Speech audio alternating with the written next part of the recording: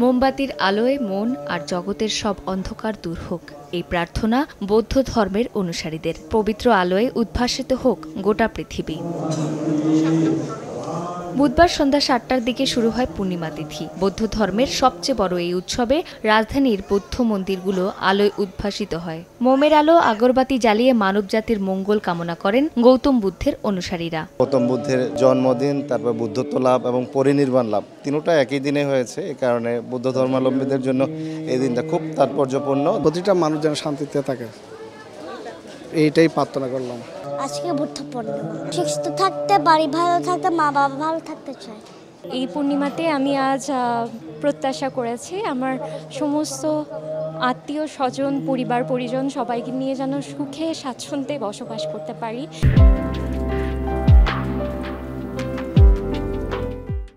এর আগে বুধবার সকাল থেকে বুদ্ধ পূজা ও শিলগ্রহণ, পিণ্ডদান, ভিক্ষু সংঘের প্রাতরাসসহ নানা আনুষ্ঠানিকতার মধ্য দিয়ে দিনটি উদযাপন করেন ভক্তরা। চন্দ্রিমা চৌধুরী, সময় সংবাদ, ঢাকা।